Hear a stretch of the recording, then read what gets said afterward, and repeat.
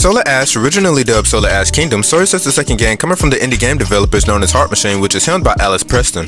And if you haven't heard of Heart Machine, they're the developers responsible for giving us one of the most arguably important staples within the indie gaming world through their debut title, Hyperlight Drifter. Link to that review will be in the description below. I love that game. I just wish that they would come out with a special edition to be available on other consoles and not just exclusively on a Nintendo Switch. I hope that this could be possible one day. But anyway, Solar Ash to me is a game that had me on an emotional roller coaster in regards to its development. It was first announced in 2019, and since then what really bothered me was the platform that it was going to be released on. At first it was perceived that this title would be released exclusively for the Epic Game Store. Around that time the Epic Game Store was fairly new, and when something is new, it's expected that there would be some rough around the edges type of situations to occur.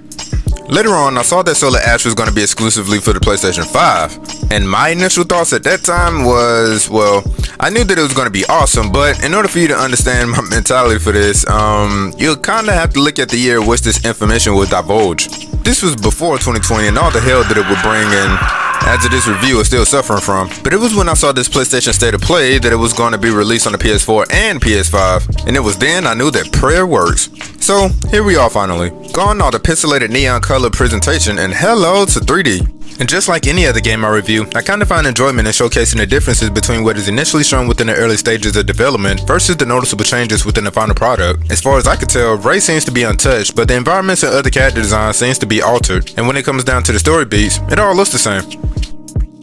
Shoutouts to Annapurna for being the publishers who helped brought us this title. I believe not too long after, they also helped publish another somewhat open world game that I love. But anyway, I got a PS4 version of course, so let's get into it.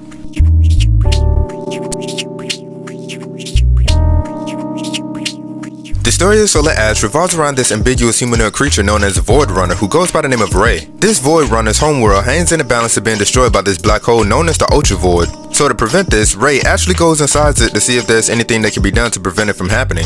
Accompanying Ray is this robot with this artificial intelligence by the name of Sid, who assists by giving intel, repairing things, and also for plot exposition. As Ray travels deeper, she faces off against monsters known as remnants and find other characters that will cross her path from time to time with their own situations going on. But as the story progresses, you discover that this place is more than what it seems, and this mysterious huge decapitated being may have something to do with it. Activating this thing known as the Star Seed seems to be the only hope for saving Ray's homeworld. Oh man, this game looks awesome. The amount of space and verticality surpassed all my expectations simply because, well, and I hope Heart Machine, if you're watching this, you don't take it to heart, no pun intended. But going from this to this is like looking at Final Fantasy VI to looking at Final Fantasy 16.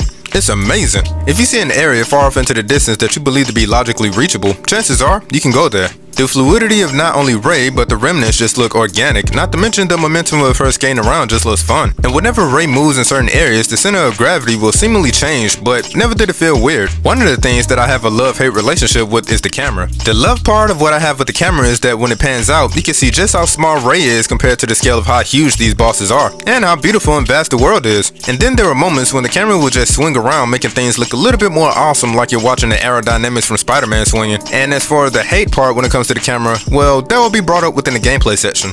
Traveling from one area to another is seamless. I love the fact that there are no load times for whenever you enter a new zone that would disrupt the immersion. And then up on top of all of that, the major areas that you visit are different in tone and theme, from the bright vibrant zones to the dark and misty. One thing that I must say is that the neon colors feels like it was grafted onto this game designs from the world of Hyperlight Drifter. With this being their second game, I'm beginning to think that such selection of color palettes is now the signature of Heart Machine's games. Another thing that I really enjoy are the cinematics. They're breathtaking and very disturbing, especially towards the last stretch of the game when certain scenes and character models are shown. But overall, Solar Ash looks amazing. The graphics and frame rate of movement keeps up and is constant. Again, I'm still amazed at the details and amount of room the player has to explore. It's safe to say that this exceeded all my expectations.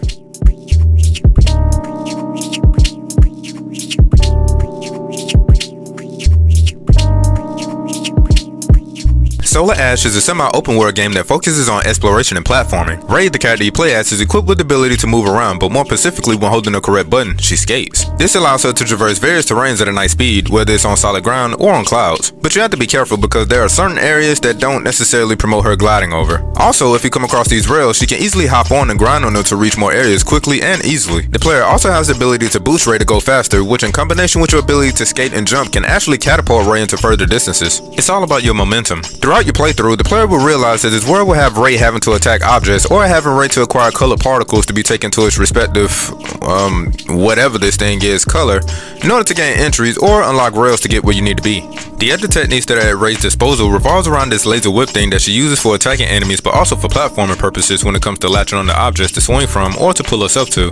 When Ray is closer to these objects that you can perform this on, they will usually glow with a button icon that will indicate if Ray is allowed to grapple onto them. Next, Ray has this matrix bullet time ability to slow things down, which allows the player to have a look around, grapple onto objects nearby, or to enemies too for a preemptive attack. This is definitely going to be useful when taking down these big bosses, and also getting rid of this thick black slime that plagues every area you run into. Speaking of that, solarash has this formula that is repeated until the very end of the game. First, you'll be going to an area or a sector. Secondly, you're going to be speaking to Sid to help you find these anomalies that you have to solve. Third, go to these anomalies to get rid of them in order to wake up the big guys. Lastly, destroy the big bosses and then go to the next sector or area in order to do it all over again. Rinse and repeat.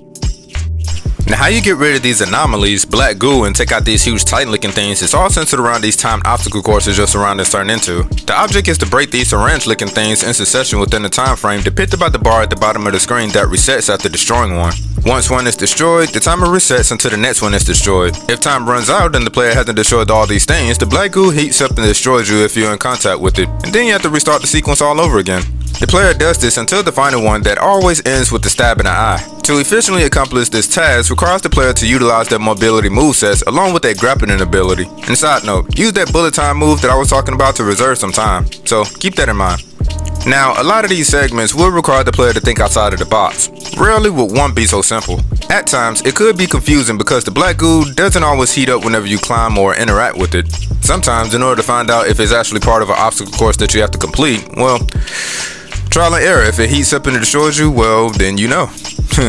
But yeah, once you do the obstacle courses for the key places, the boss will wake up and then you essentially have to do the same thing to defeat them too. The only difference is that you'll actually have to do this 3 more times up on top of the bosses themselves. Now, to find all these key places where you have to complete this, Ray is able to find all these places by utilizing her bracelet to seemingly send out a shockwave which would then mark them. Then off you go. But first things first, Sid has to be activated within a module located within that zone that you're currently in.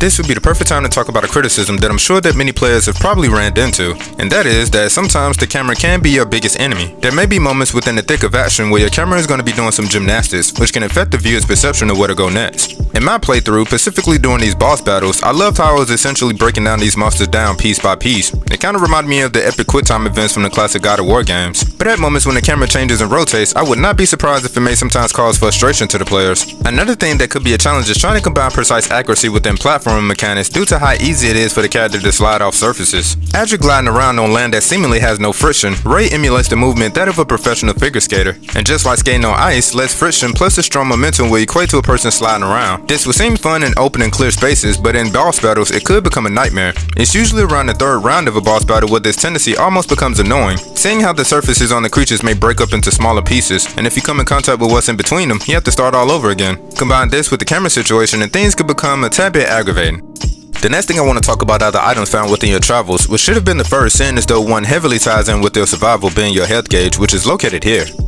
Of course, when it hits 0, you're destroyed, but in order to replenish it all you have to do is just find these blue cubes and break it. For whatever reason, after you defeat a boss, a segment takes place and one of your health bars will be destroyed, just off rip. But to repair them, the player will have to talk to Sid and purchase the repair using the red liquid drops as currency. You find these things literally scattered everywhere, and you will find more if you attack and break these crystals, almost Devil May Cry style.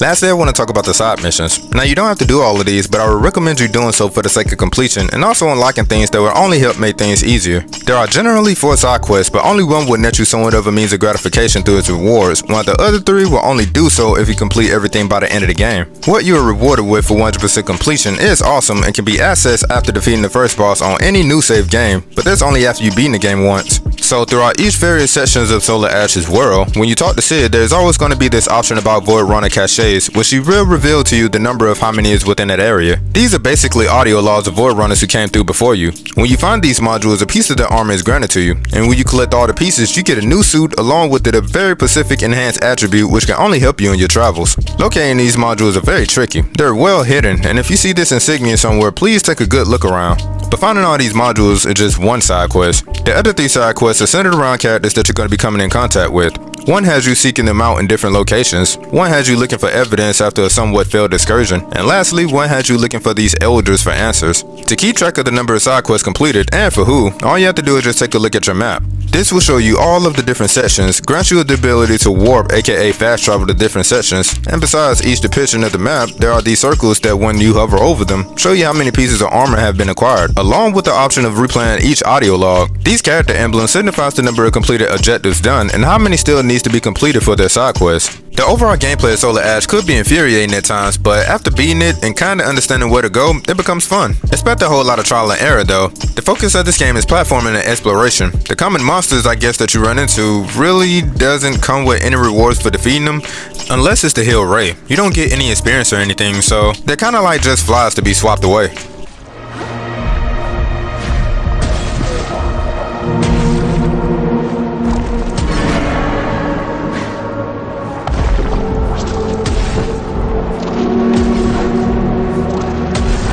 Eerily and otherworldly is what I would describe the sounds of Solar Ash. The sound of the remnants after being attacked is memorable, and not to mention when things go boom. Reading on the SID node at the base. Let's turn it on. Wait, what's that?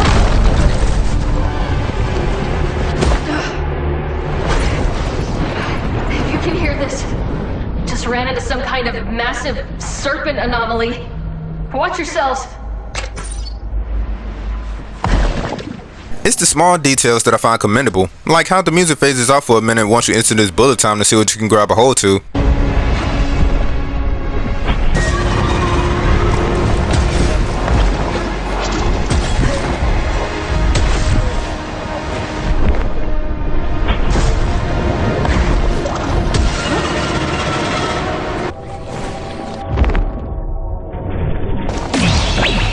There's somewhat aquatic sound whenever I boosted Ray to go faster whenever she skates around. And last but certainly not least is the voice acting. Another bold approach that Heart Machine finds itself exploring. What? Why are you doing this? Why keep dragging me back to this place? I am not the cause. I am the effect. There aren't that many characters within the game itself, so I can go ahead and talk about them without having the viewer sit here forever. You have Zeno Robinson, who leads his voice for Genya in the anime Demon Slayers, Super Alloy Blackluster from One Punch Man, Ogun from Fire Force, and this one character's name that I'm probably gonna butcher, but here we go. Oni Yakupun from Attack on Titan, Cyborg from Young Justice, and he has done various acting for many other games including Halo Infinite. Next we have Pilar Irby, and don't even get me started on Todd Habercorn or else we really will be here forever. But the standout, at least to me, goes to Frida Wolf, who voices Ray in another character. Miss Wolf has done work for movies and other video games like Bloodstained Ritual of the Night, Darksiders 3, and quite a few others. Her range of emotions that she gives Ray is shown within a stellar performance, especially towards the back end of the game. The person who's responsible for the sound design did such an awesome job that I even learned about how Ray's exact position dictates the volume of what sound is designated to be heard, depending on when specific conditions are met. Not only that, but this specific individual is also responsible for the music. You're about to find out who that is right now. Yeah, those are the pink lines are spinning around, the lasers coming from her head. From her skull. And those are basically telling us, like, how enclosed is the space that she's in. And if she's in a very enclosed space, if she's very low to the ground, if she's, you know, surrounded by land rather than being like on an edge, then we're not going to play that wind very, very loud. But when she gets like up here and, hey, she's on this ledge, like she's on the precipice and it's wide open space, then we're driving that wind up, and it is, you know, once again, it's a very subtle system. But overall, as far as the sound design goes, it is perfect.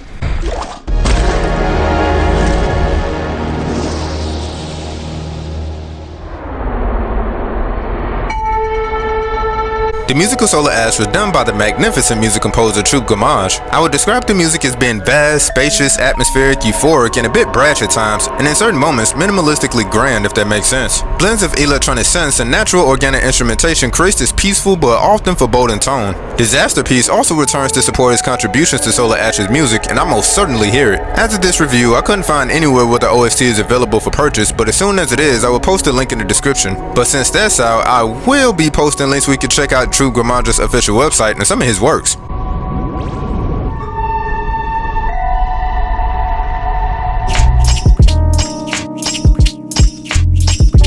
With everything covered, I'm going to give Solar Ash a 9 out of 10, with the only gripe being the camera. The story of the game is simple, or at least initially, but by the end of the game I kinda had to sit and think about the message of dealing with hope, accepting realities, and even belief systems after the credits ran. Visually, this game has a scope that I wasn't expecting to be that good. From exploration to the boss battle, solarash provides some of the most memorable moments. The music is eerily beautiful as always, and overall, Heart Machine has made another awesome game. Leading up to this game's release, I will sometimes be watching Alice's heart-to-heart videos on his YouTube page, and seeing people who contributed to Solarash's development, observing its becoming, and hearing the creators' challenges. I really have to say it was quite refreshing. During some of the conversations, themes went from talking about the practical and technical skills to almost a borderline philosophical approach when it came down to crafting the story and decisions to go with voice actors instead of texts and pictures. And yeah, I'm looking at you, Hyperlight Drifter. So, it's nice to know that even though the developers work hard to delivering the best quality of work, just seeing them laughing and talking and connecting with others lets me know that they are human beings and not just robots. Their next game was teased, and seemingly it would be an official turn to the Hyperlight Drifter's universe.